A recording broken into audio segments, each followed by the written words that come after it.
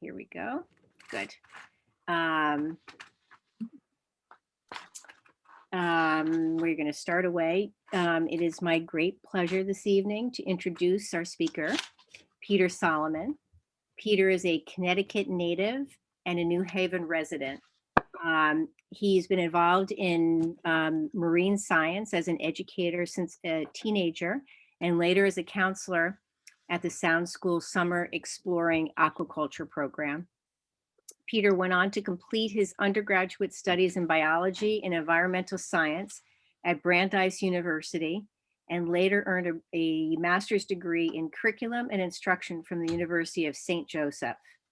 During his 13 years as a vocational aquaculture teacher at the Sound School, Peter developed and implemented unique curricula for chemistry and environmental science, served as a senior advisor, and founded the first scuba diving program in the Connecticut public school system.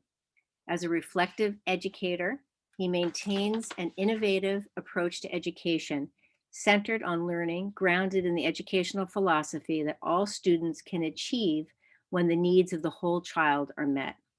Currently, Peter is developing a scientific diving program and restoring an oyster reef with his students in the New Haven Harbor.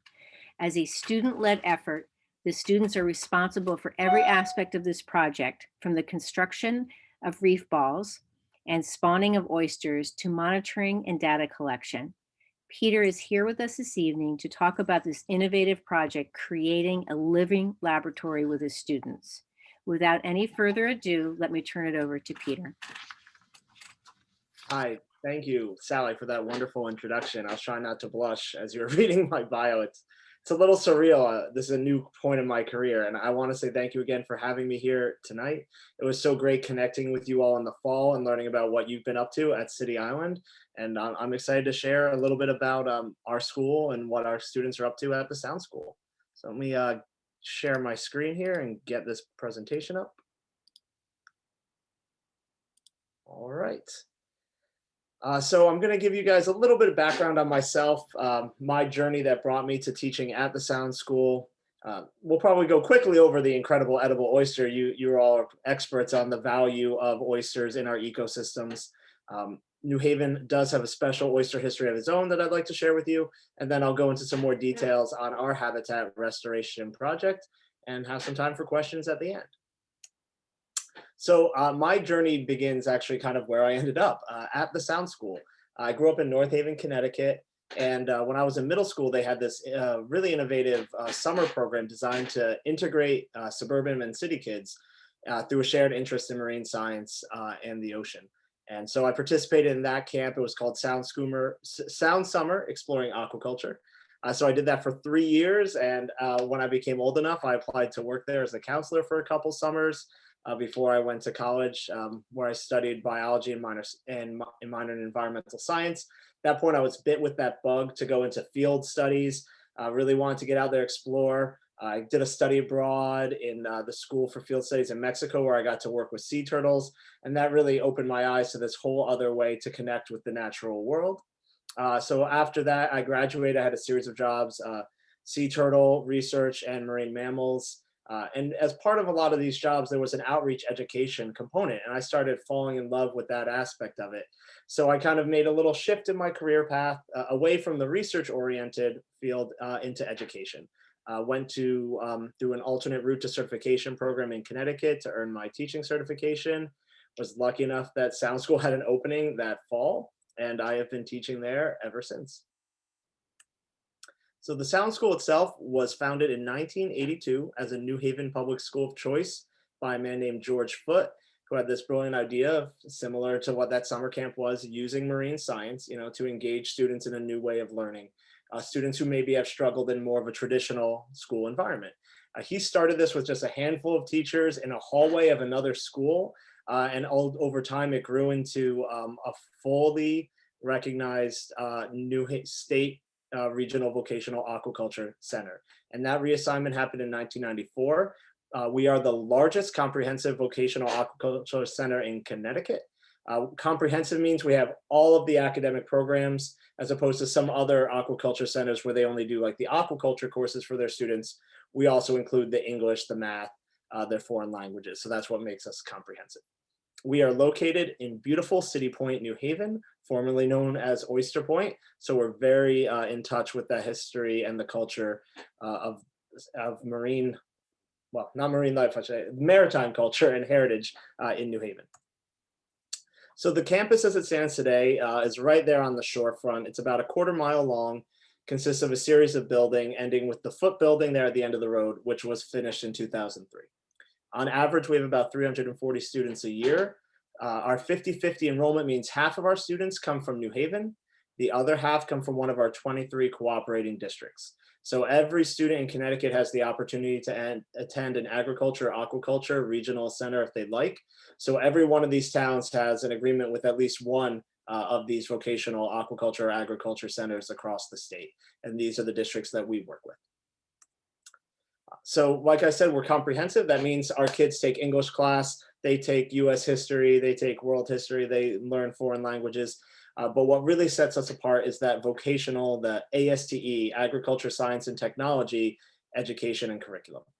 So we offer pathways through science and through technology and marine trades. Our science pathways include biotechnology, focusing on genetics. Our plant and animal science students learn how to work in our greenhouse and run a fully functional greenhouse. Our aquaculture life science students focus on raising and mass production of seafood, both finfish and shellfish. We have lobster cultivation, oyster cultivation, larger fish species as well. And the students are fully responsible for running every aspect of that lab, from the spawnings to the growing of the algae. And then we have our newest program, which is the pathway I'm here representing, environmental and underwater sciences. And this was a more recent merger. A lot of actually, I saw someone with Billion Oyster Project icon up there. This new curriculum actually was very inspired by the scientific diving program at the Harbor School, which kind of gave me the idea that we didn't have to just do this after school. We could integrate scientific dive training into our school day and pair that with some coastal ecology for our students. And that's really the focus of this new curriculum. We also have marine trades and technologies. Our students can focus in a pathway on vessel operations, operating the island rover you see there. Marine mechanics, those students focus on maintaining, repairing our engines, keeping those boats running. Our construction students learn how to build and repair both fiberglass and wooden boats. And we have an ocean engineering program that focuses on underwater robotics and those types of ROVs, remote operated vehicles. Another thing that really sets us apart is the extensive amount of after-school activity. I would say on a given day, more than 75% of our kids sometimes will be sticking around on campus for programs after school. And that can range from sailing and rowing. I heard somebody mention a sailing competition earlier. I know we've partnered with Harbor School. I think we've sailed with them before or rowed with them before. We have our scuba diving club, that's mainly focusing on the recreational diving, and then the school day environmental and underwater sciences program focuses on scientific and professional diving skills, further development for their students. We also have after school, our greenhouse management. We have kids building the robots. We have kids working the fish lab. We have kids running boats after school. So there's an extensive amount of activities after our school. All right, so I'll brush over this a little bit because I know you guys are all oyster folks who are with us tonight. But this is the incredible edible Eastern oyster. I'm a big fan of eating these oysters, and I'm a big fan of growing these oysters now. So this is also known as the Atlantic oyster, the American oyster. And one of the most important things we want to remember about oysters is they are these kind of broadcast spawners, right? They shoot all this egg and sperm into the water. They mix, and that creates these free swimming larvae that eventually form into spat, attach on a hard surface, and grow into an adult over 2 to 3 years. So it's a pretty quick life cycle. It's a pretty good way to, in a lab controlled setting, you can get pretty high success and high spawn rates. So the fast growing, highly productive, right? They can form these nice dense reefs, which is part of the main interest of our project. We're focused on habitat restoration, not necessarily just the number of oysters, but the other ecosystem services they provide. So our range is along the entire eastern coast of the United States. And another significant feature of these guys, in addition to creating structure for other organisms to live in, They are filter feeders. They improve local water quality. A single oyster can filter up to 50 gallons of water a day. Unfortunately, oysters are not doing great, right? Historic numbers across the eastern side of the United States are well below where they used to be. And in 2007, there was a petition to list them as threatened and endangered. So ecosystem services, this broad term that I'll throw out there as part of the goals of our restoration project, includes improving water quality. Right? Through their filtration, they reduce turbidity, they uptake and sequester nutrients, especially nitrogen. There's a lot of interest in nitrogen removal regarding oysters. And you can see here how effective that is. One of those great demonstrations, right? Get some murky water, put oysters in it, and you come back a couple hours later and it's nice and clear. So that's the same water before and after treatment with oysters. They also create habitat, and this is a big piece for us as we're seeing complexity and height of reefs really matter in the amount of diversity and how long they'll persist over time. So it just takes 0.3 meters, and you can see there's a significant difference in the success and diversity of that reef over time. The further benefits include coastal resiliency. This is where we start pairing oyster reefs with the idea of living shorelines. That a wave attenuation, they help break the waves, absorb some of that incoming energy to support more marsh growth and sediment accumulation behind the reef. So this is that green infrastructure technique, get away from just building hard cement walls, utilize natural systems that will further support our coastlines and help keep up with rising sea levels due to climate change. So here's just that NOAA plug for the values of living shoreline, not just ecologically, but also economically. So studies have also showed that oysters will benefit us economically. And that's usually one of those things when I talk to my students about conservation and environmental initiatives. You got to go after the money, right? Show that there's economic value in this restoration work, and that'll really help you accomplish your goals. So these studies can actually now quantify the economic benefits of restored reefs, which is something that used to be a little bit more abstract, right? And now we can put our money where our mouth is. We know that these have financial impacts on coastal resiliency and those ecosystem services. In Connecticut, our shellfishing industry generates $30 million a year. And that creates a significant number of jobs as well. There's also the recreational value, the values to the other fisheries associated with the fish production in those habitats, and the reduction of storm damage.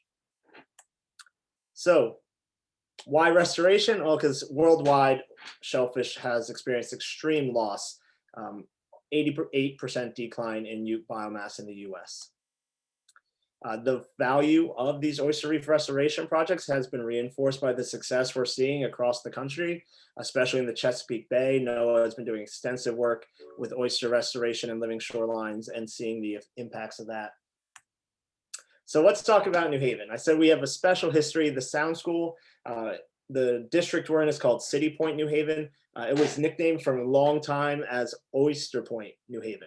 And even before colonists arrived, there's evidence that Native Americans were harvesting, and I want to emphasize, sustainably harvesting oysters for generations before colonists came and began to practice that as well. In the 1880s, the oyster industry in New Haven was thriving. Our school logo is a Sharpie. This is a unique boat that was designed in New Haven Harbor for use in the oyster industry. We have the McNeil Oyster Company, the Thomas Oyster Company. They were all right on City Point there. That's where their oyster houses were. Some of our school buildings are named after those oyster families. We have a McNeil building, a Thomas building. Back in the day, Mystic Seaport, relocated some of those old oyster houses from City Point, New Haven to Mystic Seaport for preservation and to be incorporated in the museum. So back at the peak of all this in New Haven, they harvested over 15 million oysters and were responsible for 12.5 of our country's total oyster and seed output.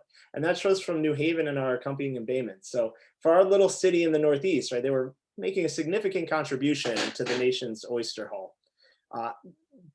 That was the rise, then came the fall.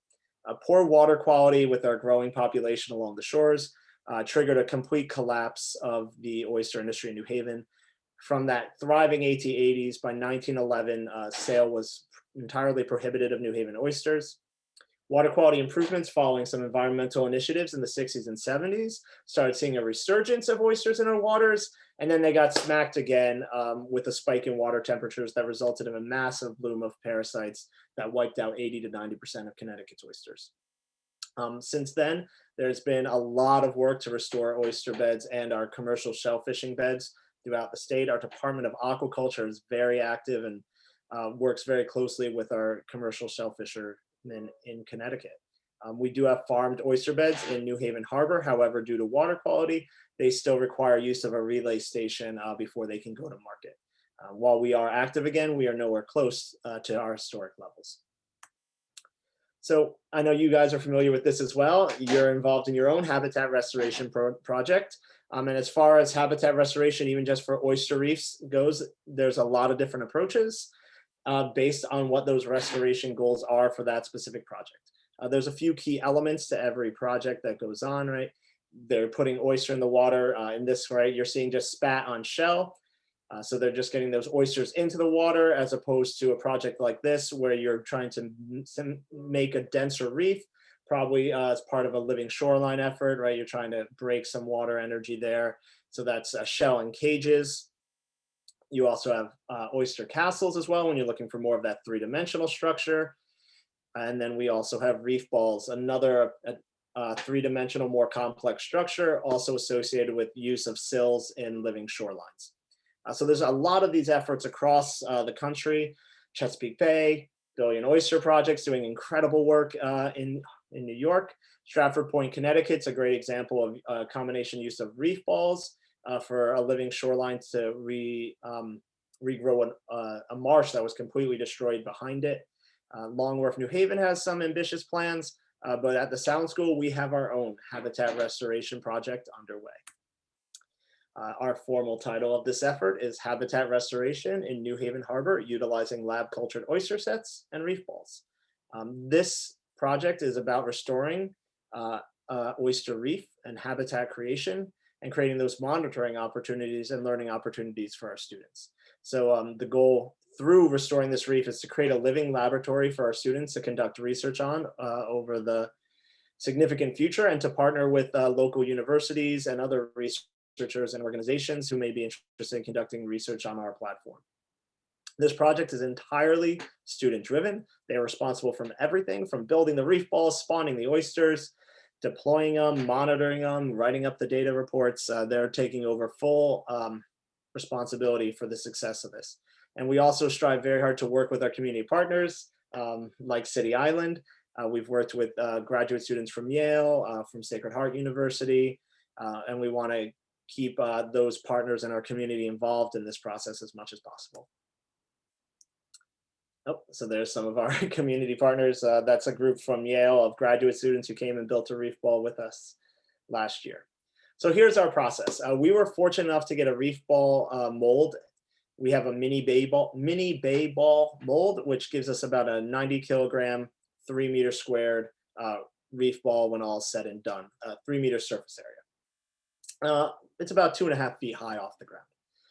So the Reef Ball Foundation was very generous. They donated all the molds and all the tools we needed to be able to construct a reef ball. My students then sought material donations. So we do our own cement mix. We do every step.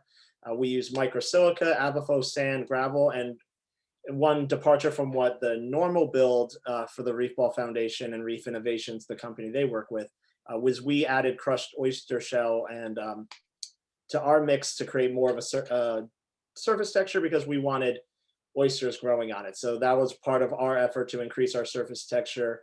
Also affects the pH of it, balances it out a little bit more for us. So like I said, this was student run, which means they were tasked with figuring it out from the beginning. So I got them the mold, I got them that stuff donated, and then I handed them the stuff and said, hey guys, figure out how to build this thing. So I started 3 students volunteered with me to be for their capstone project to take on that effort. They had to experiment with how to build it. They got a phone and got guidance from our partners at Reef Innovations, experimented with how many holes they wanted to put in the sides of it, how to set up that reef ball mold properly, how to mix the cement properly. And with our experimentation, we experienced failure But if there's any other educators out there, you know, we learn from our failures. So we do have a small reef ball graveyard behind the school, but we did figure out our method. Reef Innovations came up fall of 2019 before the pandemic to help us refine our method. This is what we were building. That's Ty, one of my second generation of students. He took this on as his capstone to help expand the reef in the second year. And that's what we were building. Reef Innovations came up. They helped us expand our inner bladder so that we can make our structures a little thinner, create more void space in the middle, and showed us how to use a sugar water coating so that we could rinse off that outside layer of cement and get that texture we were looking for. So now our reef balls look more like this. One thing we are hoping to experiment with is using more shell and less gravel in the future and see how that affects them as well. So once we have our reef balls built, we partner with our fish production lab students and staff to place them in a set tank. We used an engine lift and lined the tank with plastic and a couple PVC runners, lowered them in. It was a little careful maneuvering. Sometimes heavier faculty members like myself had to act as counterbalance on the engine lift, but we were able to get them up and into the tanks. We conditioned them in the tanks for 10 days, just to make sure if there's anything else in that cement that we just wanted to make sure it leached out, anything that might be harmful to the larvae or the spat. We then seeded with 200 micrometer spat. And if you're looking at that picture, each one of those little specks that looks like a grain of sand is one of our oyster spat. So we had incredible success with our set rate by doing this in the lab in that controlled setting, because it's just such a density of oyster larvae in the water with them. So we kept them for 10 more days in tanks with the spat, feeding them lab grown algae. And then we actually were forced to move them out a little earlier than we expected because we were running out of food and they were growing so much. So our initial plan for deployment is another thing we're hoping to improve. What we would do is drag them down at low tide, wait for the high tide to come in, and then our student divers, supported by our partners, Connecticut Scuba Academy, would use some lift bags, and then they would swim them out to the final reef, which is about 100 meters offshore. Doesn't look that far, but when you have to make 5 trips towing a 100-pound reef ball, it gets a little tiring. So we're working on a more efficient way to get them out there, maybe some sort of pulley and tow system, but that's our current approach, and that's where our reef is located. You're seeing right there one of the balconies from our buildings there. We're just to the left of that boat ramp. And we chose this site for a couple reasons. Access, we're not near any commercial fish, shell fishing or oyster beds. Our students can get there to monitor it. We're not creating any additional navigation hazards. You might have noticed in the previous picture, there's some old dock pilings there. That site also has a firmer bottom as a result of that. So we went out to the end of those dock pilings, and the final one in that stretch is the cornerstone of our reef. So we deployed in May of 2018 our first 5 reef balls. We had a high success and survival rates on our 3 seeded reef balls. And then we also had 2 control out there that we had put no oysters in the lab on.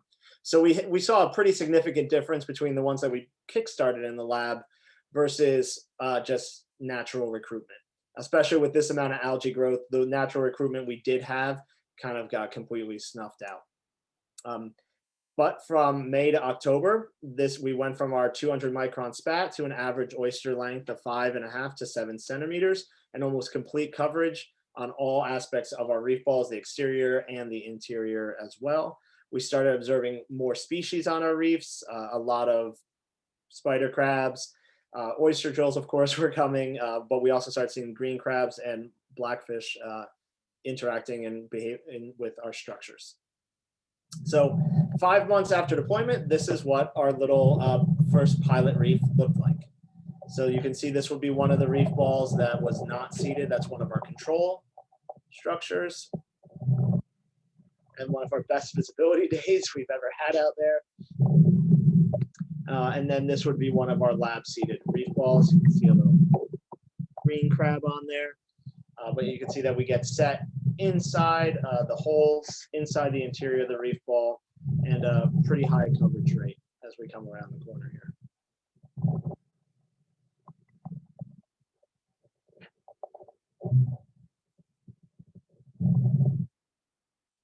All right. So that was our first effort. That was my 2018 kids. So we had no idea what to expect really. Our first step was, can we build them? And we found out we could. Then we were like, can we seed them with oysters in the lab? Yeah, that worked. Will they grow if we put them out in our harbor? Yeah, they did. So the success of that first effort really inspired our students to keep going. In 2019, I had a student work with a grad student at Yale to develop some oyster growth and mortality protocols for us. And we built 8 new reef balls to expand the reef that year, 6 of which we were able to seed. So we kind of doubled. Playing for so-called European Soccer Super League collapsed today. Mute you. Thank you. Oops, I went backwards. Sorry about that. All right, let's go back here. There we go. All right, so going into year 2, right, fall of 2018 was our first year we seeded. Fall of 2019 was now we've expanded our reef to 13 reef balls, and 5 of them had been out there for 2 years. So we were able to see how things developed over time. We saw a lot more natural recruitment occurring on the reef balls, both the seeded and unseeded. We saw a lot of loose shell starting to accumulate on the interior and in the void space between the balls as well, not just on these structures. They were starting to grow on off of the ground. We saw a lot higher density and diversity of fish and invertebrate species. So this is an example of that loose shell. And then one of the most exciting observations we've had a few instances where we've been able to observe blue crab stacking like that, which is a blue crab mating event occurring in our structures, which gives a lot of credence to the habitat value that we're trying to create here. So that evidence of natural recruitment started to occur. One of those goals for me in my head is I don't want 5 isolated structures. I want a reef, right? I want them to start merging.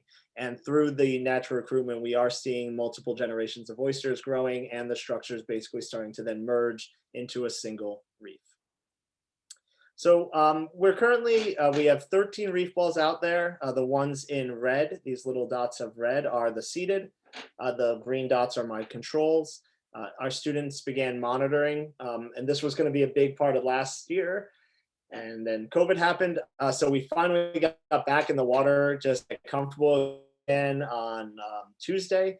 So in the next couple of weeks, students are going to get back out there to begin monitoring for biodiversity, oyster growth, size, density distribution, as well as some water quality parameters. We had started construction again last year with the hope of expanding the reef further. But once COVID hit in March, we shut down and our students only came back to campus for the first time on April 5th. So our monitoring efforts, like I said, we're going to be focusing on 3 aspects at this point with the hope of developing further future studies beyond this. We're using the Oyster Habitat Restoration Monitoring Assessment Handbook from NOAA and the Nature Conservancy as our primary guide. But we're looking at oyster growth density, species abundance and diversity, and water quality parameters. We are currently working with Save the Sound to finalize and create a more formal final restoration plan that gets engineer approval and gets me the engineering schematics I need for the certificate of permission to build this final reef. The time frame obviously has to be adjusted due to COVID-19, so I'm not really sure where we are at that. The goal was to be building 9 reef balls a year. We would seed 6 of them at a time. That's just the max capacity of our lab at this point. And we see such significant improvement from doing that seeded step that it seems worth doing it slowly over time rather than just putting out all the structures at once. The goal is to have a final site that has 70 reef balls in a grid, covering almost 200 meters squared. That way we can look at the actual reef, start seeing if there's more species density on the interior versus the exterior, even look at wave attenuation. So that site size should give us enough to have a more complete picture of the ecosystem effects of this restoration effort. So like I said, we're working with Save the Sound so that our small little string of 13 reef balls can turn into a full reef and get that final certificate of permission this summer, hopefully. So we're looking at applying for a Futures Fund grant, the main point of which would be hopefully to find the funding we need to get those site specs generated for the permitting process. long-term goals of this project is really, I think Sally said it when she introduced me, is this creation of this living lab. So even after we're done building the reef balls and expanding the reef, there's a lot of opportunities for student research around oyster growth, water quality, biodiversity, fish behavior. We met with the NOAA folks out of the Milford lab who are doing a lot of work using deployable cameras to look at fish behavior around aquaculture gear. We'd like to mimic some of that studies, because once I swim up there with student divers, that affects what we're seeing out there on the reef. We're starting to partner with our ocean engineering students so they can do some ROV transects over the reef in the future. Interested in wave attenuation as well, and sedimentation if those reef balls are sinking or if they're helping retain sediment in any way. We hope to collaborate with local colleges and universities, as well as organizations like yours, moving forward in the future, so that we can continue to support not just our work, but other restoration efforts. And we are currently applying for accreditation with the American Academy of Underwater Sciences, so that we will be the only school in Connecticut offering scientific dive training to high school students. So there's an extensive list of people who are very grateful for their support that have even allowed this project to get as far as it has. Reef Ball Foundation, I have to acknowledge Tom Montori, Connecticut Scuba Academy. He does all of the training of our students. I wouldn't have my program if not for Tom. Jennifer Matei from Sacred Heart was the one who really brought all that knowledge on how to create this reef using reef balls, and well, all these other groups as well. So those are all of our partners at this point. Here's all the references for everything I've kind of mentioned tonight. Thank you. And are there any questions?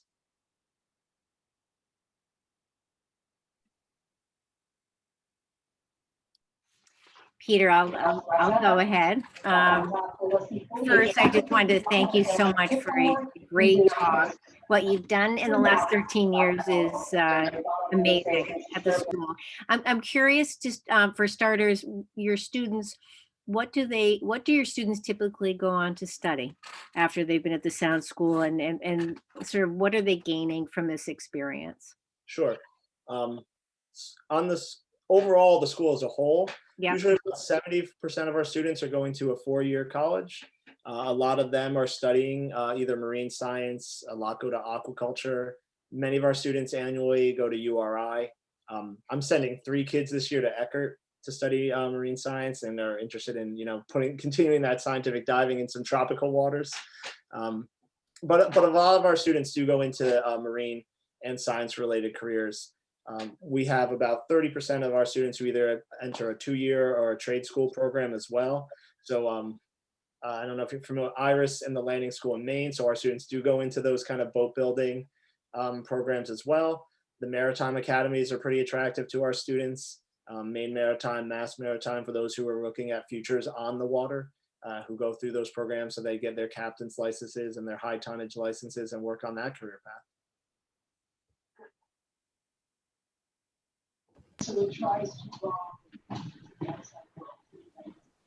Could I ask a question? Absolutely. Is it necessary to have to make the ball so heavy? Has there been any experimentation with any sort of fillers to make the concrete lighter? So maybe it would be easier to they'd be easier to manipulate or whatever. Yeah, that's a great question. Because especially like we've already reduced the weight by about half from our initial build, just because we weren't putting enough space in the middle. I had bought a pump to expand our internal bladder, and it just wasn't a strong enough pump. We use a scuba tank so that we can stretch it out. So that kind of reduced the weight.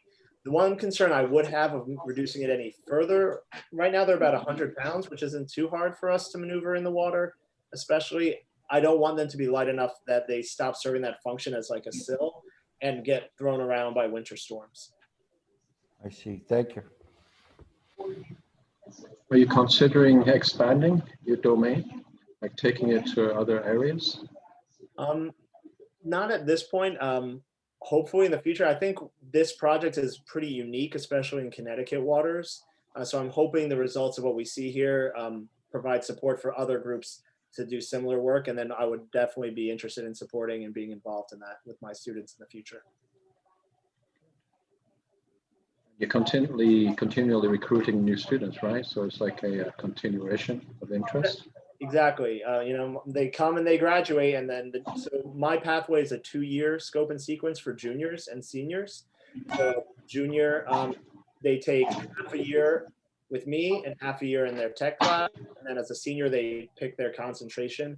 So if they choose environmental underwater sciences, they continue with me in a double period year-long class. So I have those kids for 2 years. So as juniors, we teach them how to dive.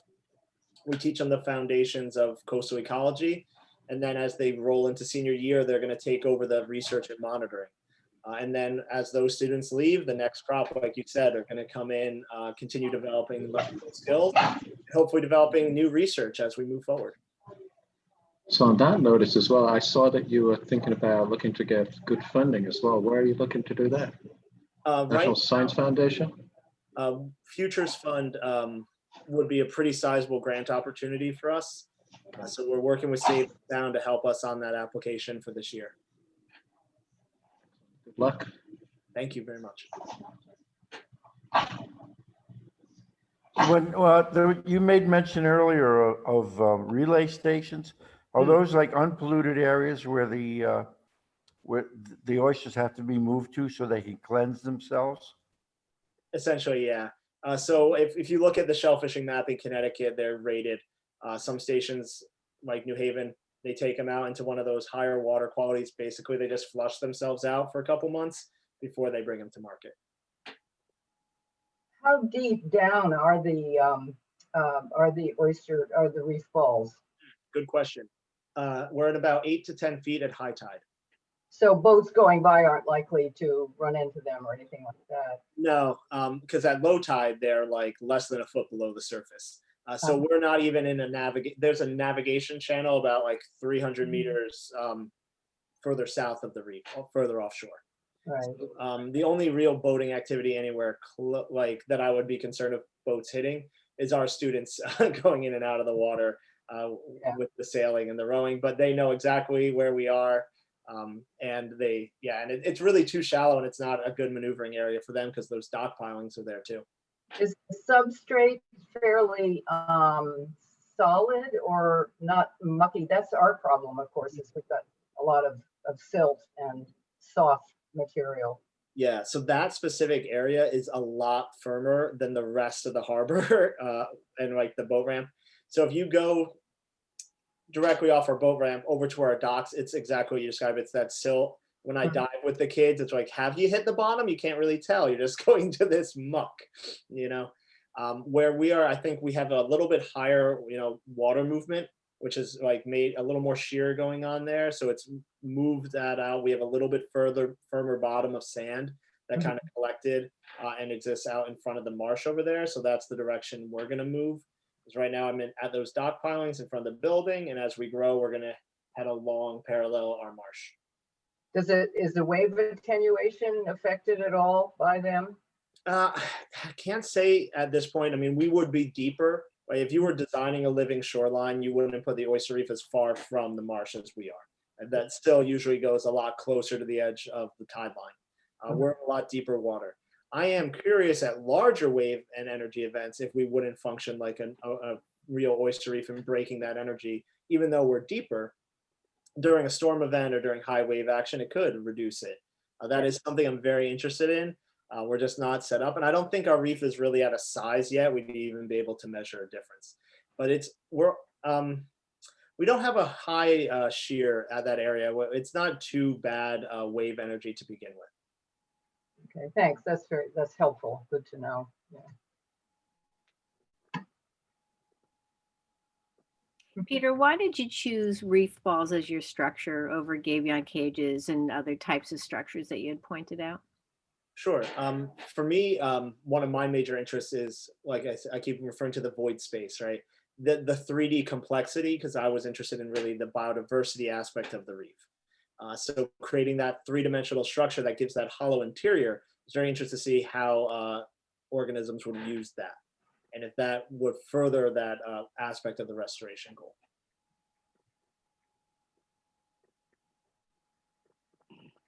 nobody else has a question, I'd just like to ask about George Foote. Was he a scientist, or did he have background in?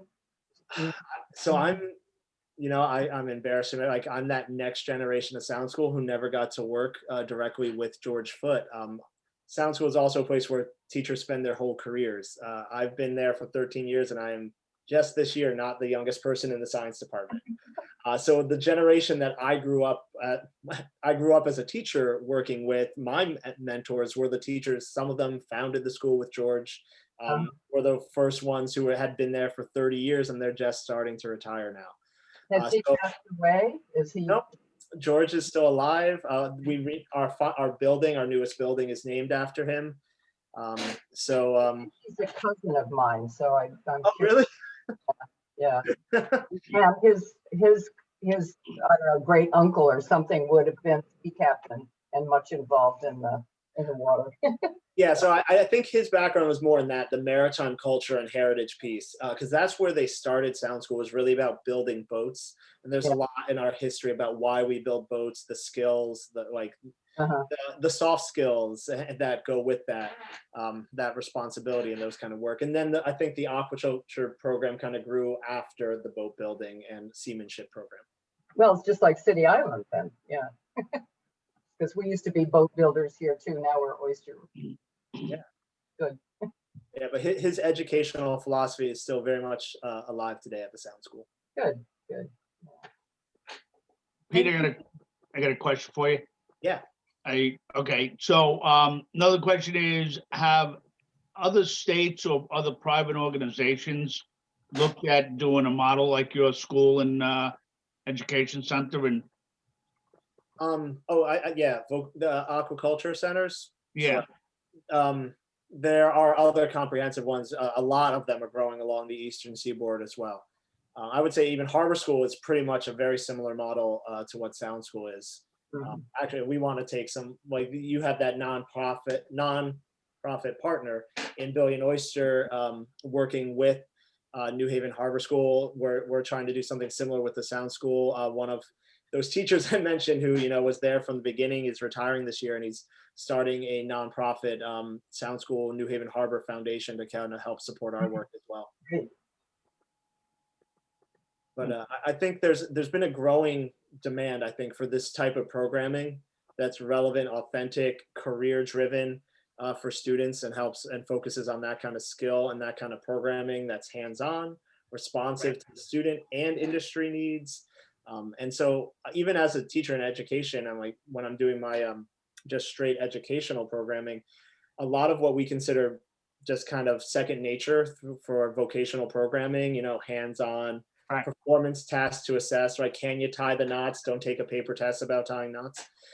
Teaching through authentic measures like that. There's a lot of educational forms in traditional schools that are starting to go in that direction and follow those kind of practices. Peter, thank you so much for a great presentation. It was really impressive to see your success rate. I'm curious to learn more about your experience with the remote video monitoring so far. We haven't gotten there yet. That is a dream. So we're working on getting the cameras. And like we said, this is student driven. So the teacher, my coworker who runs our ocean engineering program, he is not buying the kids the ROV, they are building ROVs. So they do have like a one that they train with and things, but we're trying to get the kids to that level where the kids learn how to build these cameras that they're gonna put out there. And I think we probably would have gotten there this year, but we basically lost a year to COVID. So that would maybe be something over the summer we'll start revisiting and look for next year. Because I would love, and that's a dream of our programs together, to put some cameras that we can deploy out there, record a 24-hour cycle, and get some really interesting data from that. Thank you. But if that's something you're interested in, NOAA did, the Milford NOAA Fisheries Lab produced a citizen science document with a complete guide to that kind of deployed video monitoring of fish behaviors. Thank you.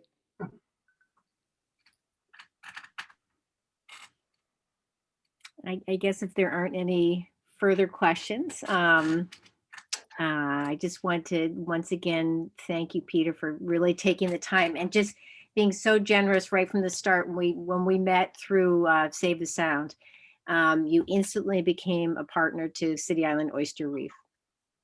You've been sharing information with everyone on the board and, doing webinars and meeting with us about your work in New Haven.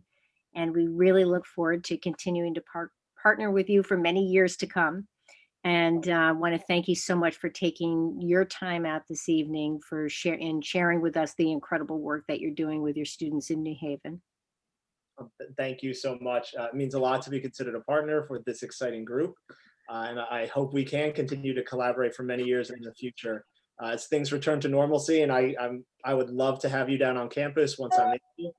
Come on down, we'll build a reef ball together sometime. And if there's anything me or my students can do to support your work, please let me know. I'm going to put my shameless plug in right there.